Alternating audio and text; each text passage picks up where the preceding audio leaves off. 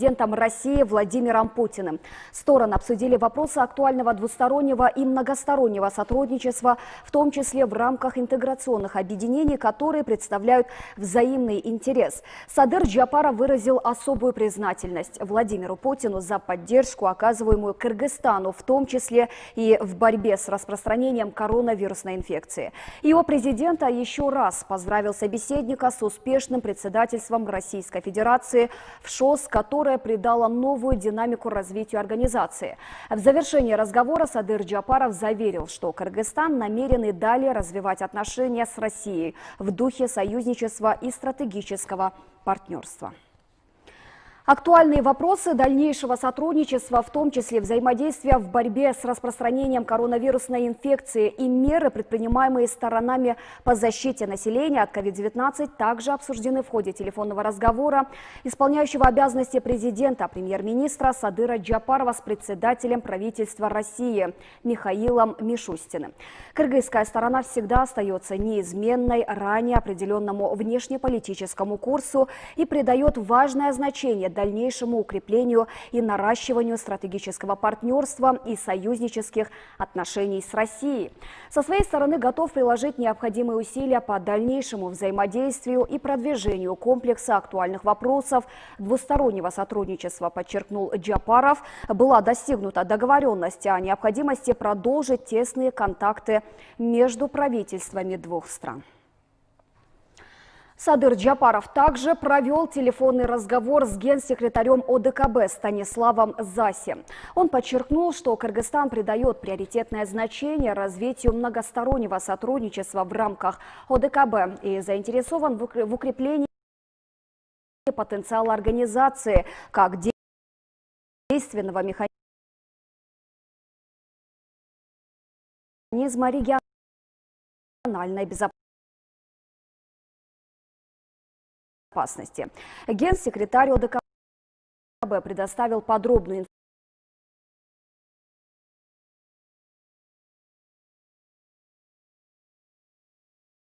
информацию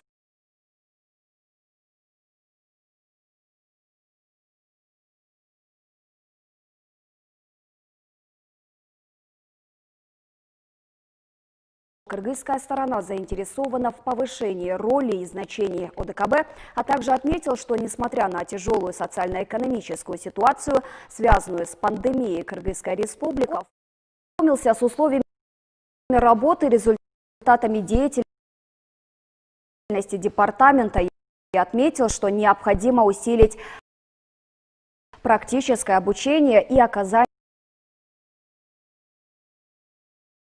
методической помощи сотрудникам районных подразделений пробации, а также проработать предложения по практическому применению и повышению эффективности применения наказаний в виде общественной роли и действенности работы советов по пробации при местных государственных администрациях. По факту возможной организации рейдерского захвата угольного месторождения задержан старший прокурор отдела прокуратуры Ошской области Улугбек Умурзаков, сообщили в пресс-службе ГКМБ. Ранее в ходе встречи с ИО президента местный житель озвучил информацию, что клан семьи Умурзаковых захватил всю южную столицу. По данному факту АКС ГКМБ начало расследование. Задержаны также 4 гражданских лиц из числа приближенных к Улугбеку Умурзакову, имеющих причастность к рейдерскому захвату угольного месторождения.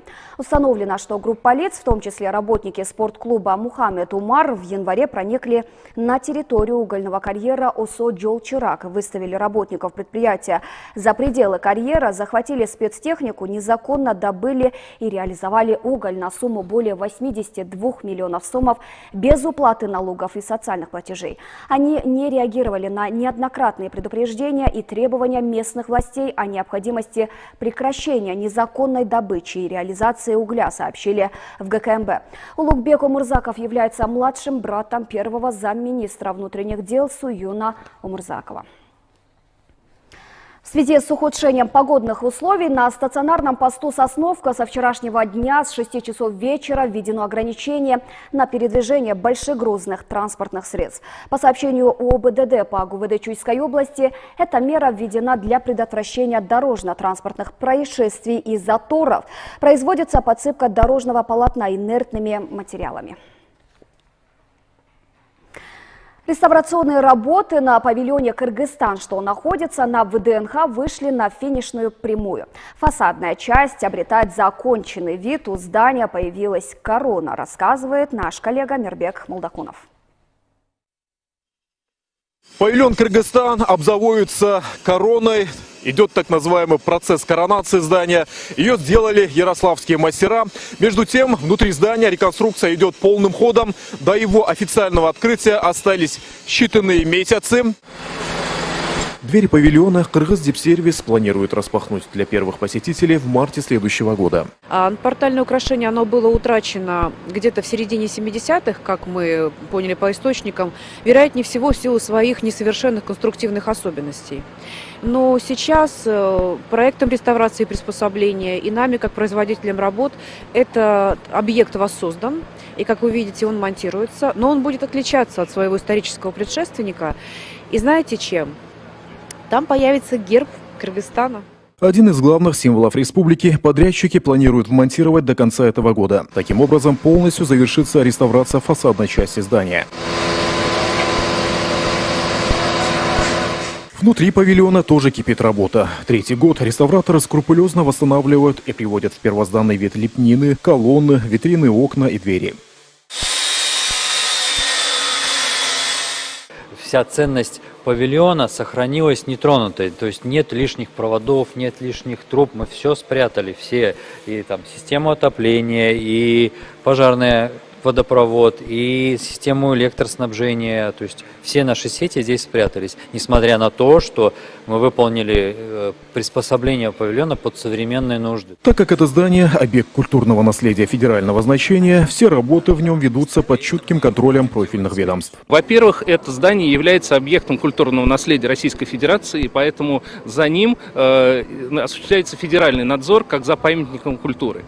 Кроме того, подразделение ВДНХ, которое ответственно и за капитальное строительство, за ремонт, реконструкцию и за сохранение исторического наследия, они все согласуют те документы, которые касаются и интерьеров, и внешнего вида павильонов, и строительных работ. Первоначально мы планировали, что в ноябре-декабре мы сможем завершить основные работы, но из-за карантина у нас немножко произошла задержка.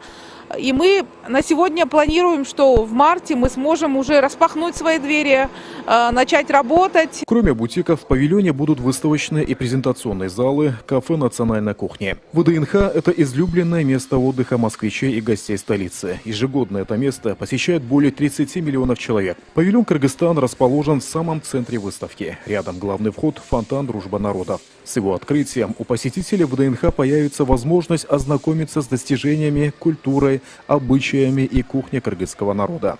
Мирбек Молдакунов, Асхар Уланулу, Алату 24, город Москва.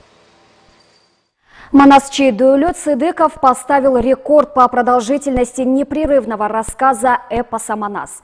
Он сказывал без перерыва 14 часов и 27 минут. Изначально Сыдыков планировал 12-часовое чтение, чтобы попасть в книгу рекордов Гиннесса.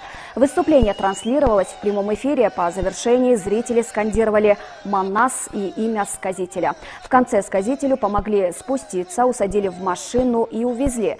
Целью мероприятия было возвысить сказительское искусство и эпос «Манас», а также призвать к единству народ Кыргызстана.